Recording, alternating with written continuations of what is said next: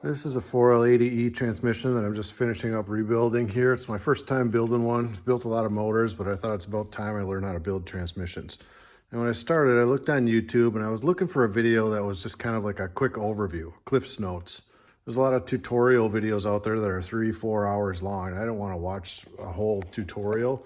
I just wanted a short version. Just kind of basically show me what the parts are, show me how they go in, just give me a general idea of what this job entails, so I can decide if I want to do it or not. And since I couldn't find a video like that, I decided to make my own. So that's what this video is. It's not going to be a step-by-step tutorial, just going to be kind of a quick overview of what the parts look like in here, generally what order they go in, to give you an idea of, the level of difficulty of this. If you have a decent level of mechanical ability, you can probably do this. It wasn't that bad. If you can build a motor, you can build one of these.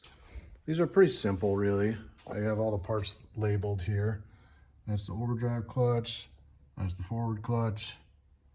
That's the direct clutch. Here's the main shaft. So these are all sub-assemblies, and they just have stacks of clutches inside. So basically, you just take apart each sub-assembly, replace the clutches and the seals and whatever wearable parts need to be replaced, and put it back together. And then you do the next one, and you do the next one, then you do the next one, then you just stack them all back up in here. So pretty simple. And the valve body has just got a couple solenoids, shift solenoids, and there's a pressure control solenoid and a torque converter lockup solenoid. So you just unplug those and plug the new ones in. I got a parts kit that came with a bunch of seals and gaskets and a couple of the new pistons and the solenoids and whatnot. Now, it came with this clutch pack, which I didn't realize at first is just kind of like the stock paper clutches, which I don't want. So that was my first issue. I had to go out and I bought this part number. This is the high energy clutches, just a better, more durable clutch material.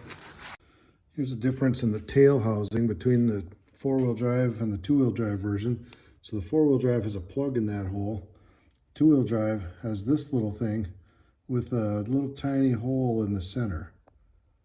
And the idea here is a 2-wheel drive transmission has a tail housing like this.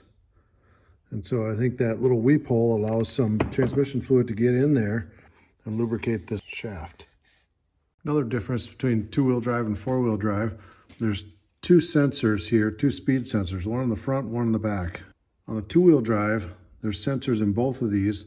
On the 4-wheel drive, the back one just has a plug in it. There's no sensor in the back. And the idea there is they moved the sensor into the transfer case back here. But for people like me using an older transfer case that doesn't have a sensor in it, I want to put both sensors back in here. So I want to put a sensor back here. But it's not enough just to put the sensor in, because that sensor detects this little reluctor wheel. Well, in the 4-wheel drive transmission, they leave that off. That intermediate drum is just smooth here. They don't even put the reluctor ring on it. So you can buy just that ring. You can buy those online and press it onto this hub. Don't think you can just stick a sensor in here and it'll work, because it won't, not without that ring. This rear case bushing on these, this copper part, is well known for coming loose and kind of walking right out of the bore. So when I knock it out, I'm going to replace it with one of these Sonax no walkout bushings. It's got a step on it. So you put that in from the inside, and that step will prevent it from being able to walk out. All right, well, the first thing to go in the empty case is this reverse band. So that just drops down into the case first, and it hooks on those two big lugs right down there. But like any of the clutch material, before you install this, no clutches should go in dry. They all need to be soaked in transmission fluid. Got the reverse band in. It just sits down in there like that. This rear planetary assembly goes in next, and there's no clutch packs in this thing. It's basically just two planetary assemblies, two planetary gear sets, one here and one here. I had to press this reluctor ring on because the 4-wheel drive doesn't have it. So basically you just disassemble this, take a look at the planetary gears, and there's some bearings in there you look at, make sure everything looks good, and you can put it back together. There's no clutches or seals to replace.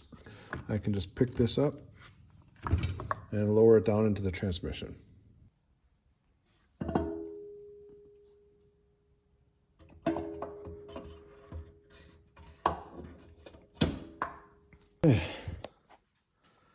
that's in. This sun gear shaft is going to go in next, so we can separate the sun gear from the shaft. And it's flat on one side, and it's got an inner bevel on the other side, so the inner bevel goes down. There we go. And then just keep this little bearing assembly on there. And then put that shaft on. That goes down into the sun gear just like that. The center support snap ring goes in next. It's a real thin one with pointed edges.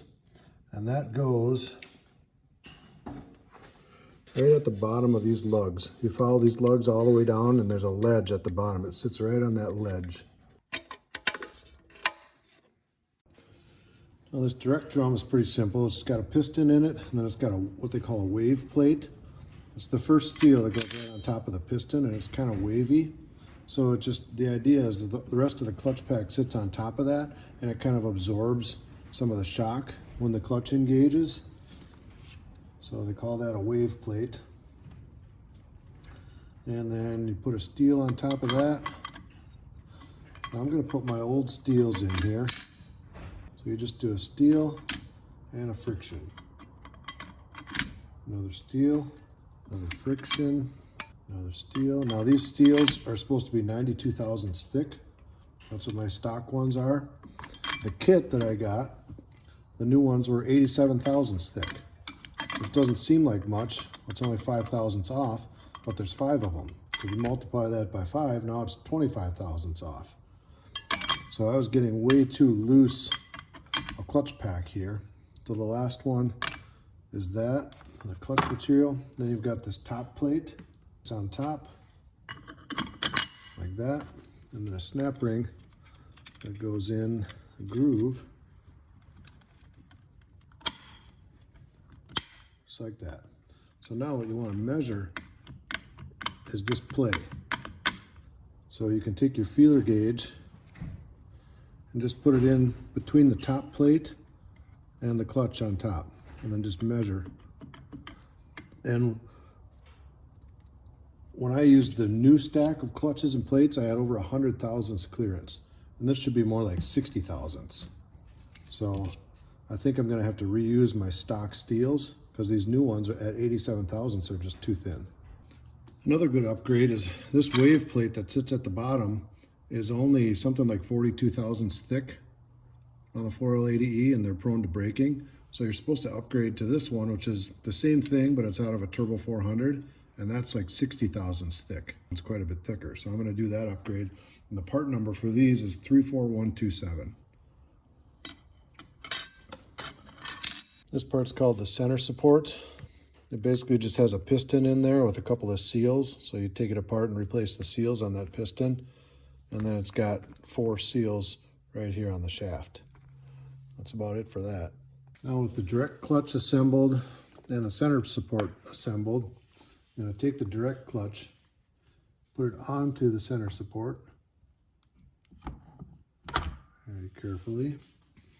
Now we can test the direct clutch drum by using air on these ports down here. This is the port that applies this clutch pack for 3rd gear.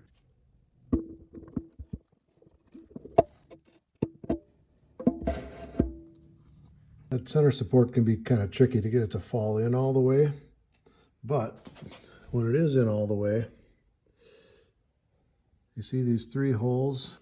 You should see threads in that center hole right there. If you don't see threads in that hole, your center support's not down far enough. Now I need to put in the largest of all the snap rings, and the bevel needs to face upward. That goes in the groove right above the center support. There's a wavy cushion plate with little feet on it that goes with the feet facing down, goes on top of the center support. All right, the intermediate stack of clutches goes on top of the center support, on top of that wave plate. And I measured all the new ones, the new steels, and they're supposed to be 77 thousandths, and they are actually 77 thousandths, thankfully, in this case. So a steel goes in first, and then a friction. Friction, there's 4 of these.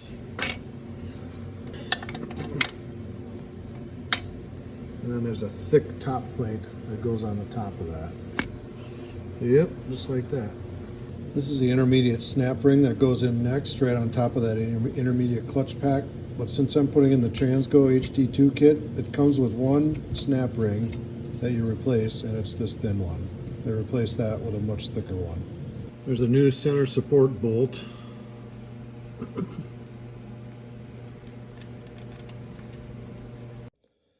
Now we can test the intermediate clutch pack. That bolt we just put in is hollow, so if I apply air to that bolt, okay, that works. That intermediate clutch is for second gear. Next we're going to put in the intermediate band, and this is usually never worn out. You can see it still looks like brand new because I think that only gets used if you manually put the car in second gear. So if you don't ever do that, this never gets applied. It just fits on that lug right there. The direct clutch can go in now, and these splines here have to line up with those little teeth on the inside of that clutch pack. So it has to slide down and mesh with those. So you have to wiggle it around until you get it to mesh all the way.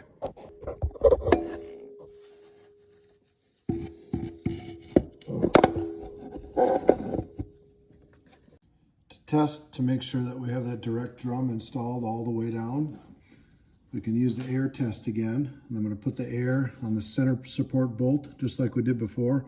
But this time we don't want to see this direct clutch move up. So we want to see it stay where it is.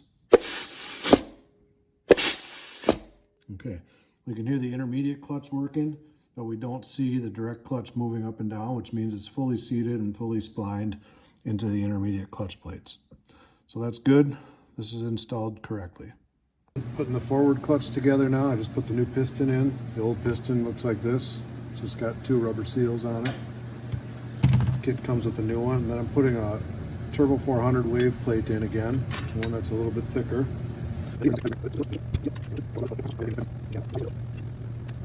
The last one should be a friction. And then after that, top plate.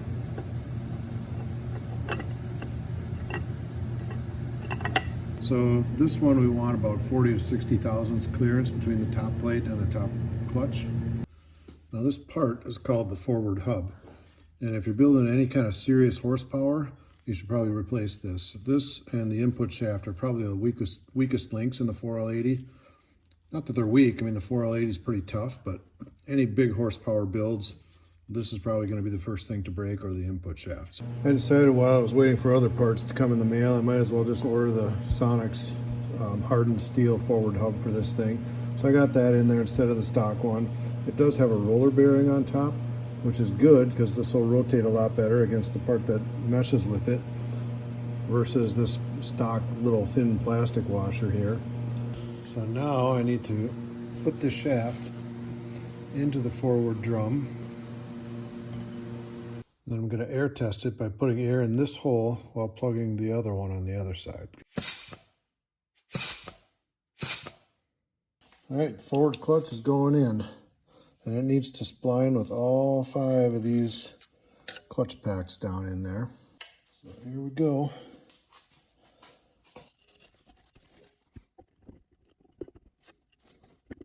Next we're working on this Overdrive clutch hub. It's a 2-piece deal, and it's got a clutch pack and these 2 big rubber seals inside. So there's a snap ring on the other side you have to take off. You just take these 2 pieces apart, replace those 2 rubber seals, and then we're going to set this thing down in here.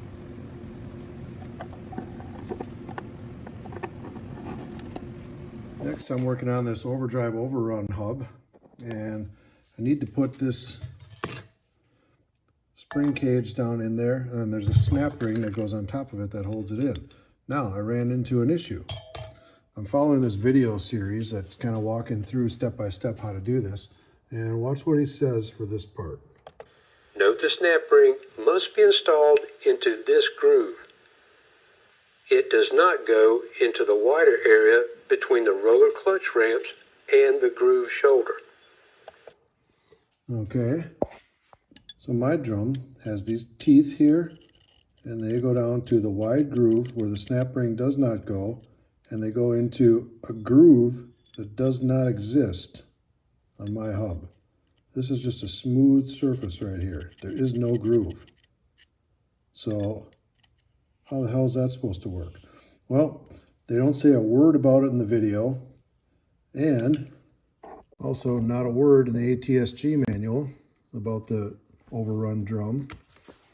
This is the main rebuild manual for 4L80E. This is the part where they talk about putting that section back together. Not a word. But lucky for me, I had another overrun drum. So take a look at this. If I pull this little sprag off of there and zoom in, look where the snap ring is. The snap ring is right below these teeth, exactly in the wide groove where he said it's not supposed to go. Both of my drums use this black sprag, and in his video, he's using a slightly different sprag. It's a smaller blue one. Just something to be aware of that they don't mention in the manual or in the videos. If you're a transmission builder that does this every day, you know this. But for those of us that build these infrequently, we don't just automatically know all that stuff.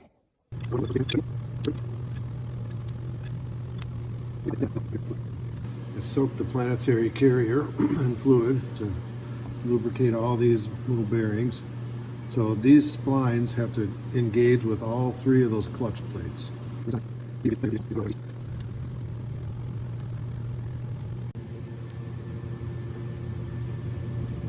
what it looks like when it's seated all the way down in there.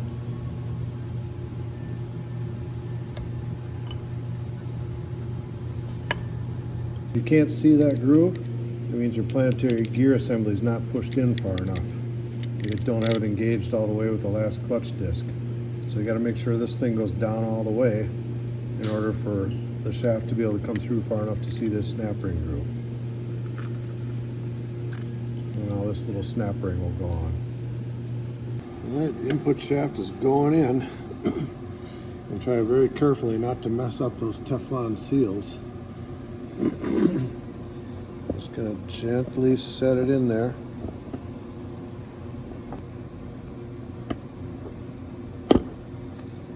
Okay, so now we can assemble the Overdrive clutch pack.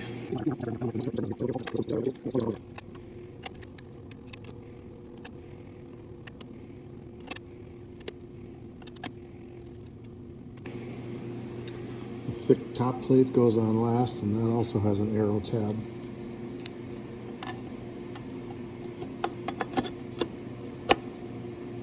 Snap ring goes in last.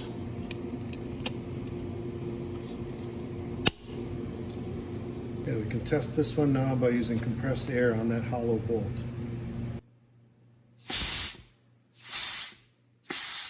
The last part to go in the case is the pump. It just bolts in. And the pump, before you bolt it in, it should be disassembled, and there's 4 valves in there that you should take out and inspect and clean and put back together. The pump bushing should always be replaced. So there's a lot of detail that's kind of out of scope for this video. I can make another video on that. I've got all the footage. I don't know if anybody'd be interested in watching a pump rebuild video, but if you want to see that, just put it in the comments. I can make a separate video on that. The reverse accumulator piston just has a few rubber seals that you replace, and then it's got a stronger orange spring that comes in the Transgo kit.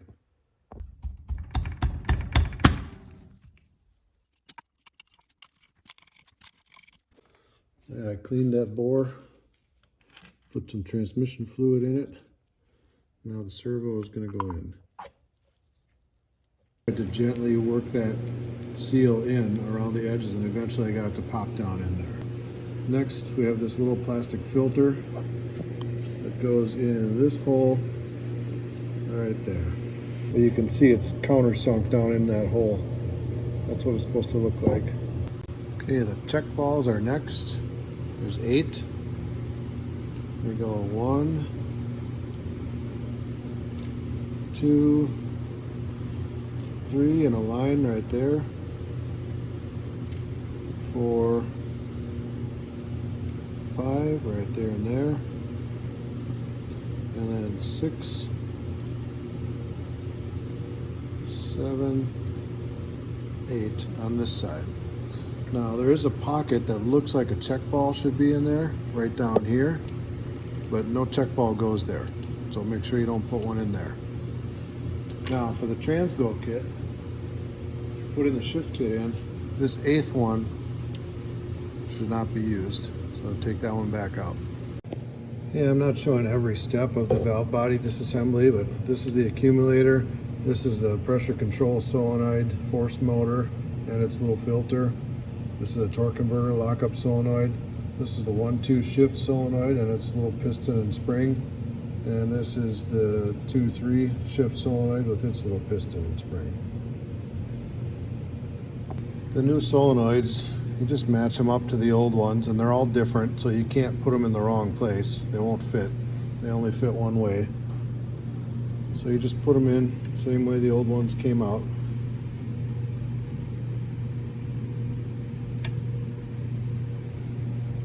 This accumulator is really simple. It's just got a couple of little pistons in there, and there's new rubber seals in the kit if you want to put new seals on it. And then it just gets one new spring from the Transgo kit. Next, we put this manual valve back in, and then we're ready to just put the valve body back on.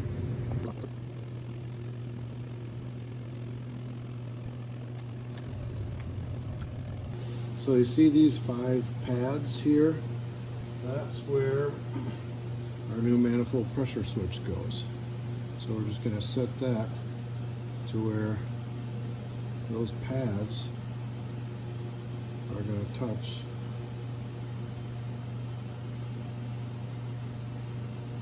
the little pistons on this pressure switch. And one thing to keep in mind, make sure this selector goes into the manual valve right there. If that's not in there, your transmission won't shift. And last, since this video is not a full step-by-step tutorial, here's what is. The ATSG book. So just get this manual. It's got tons of diagrams, step-by-step instructions to tell you how to disassemble and reassemble this whole thing. It's got all the tolerances that you need to measure for. Everything's in this book step-by-step. So that's really worth having. And last, I'm following this video course. It's from transmissionbench.com. It's something like, I don't know, a dozen lessons that walk you through step-by-step every detail of how to disassemble, how to inspect the parts, how to tell which parts are still good and which ones are too damaged, too worn out to reuse, then how to rebuild it using the new parts from the kit. And he also goes through how to install a Transgo HD2 kit, which you almost need in a 4L80E, and you definitely need this actuator limit valve repair. One of the valves in the valve body is known for completely wearing out in almost every single 4L80E. So this just includes a little tool that reams out that bore and then has you install a new valve in there. Although that sounds scary, it took me literally like 3 minutes to do this. So he goes through that in the video too. So although the manual is good, has all the steps, having somebody walk you through this visually and show you the parts and explain what each one is and walk you through step by step how to do this, that's an invaluable resource if you're a first timer. I highly recommend just pick up this course. So that's it on the quick overview of rebuilding one of these things. I wanted to keep this less than 30 minutes, so I think I hit that mark. Probably nobody will watch this anyway. I don't know if this kind of video is helpful or not, but if you made it all the way to the end, thanks. You get a gold star. If it was helpful in any way to see this overview kind of video, let me know in the comments. Otherwise, thanks for watching, and we'll see you in the next one.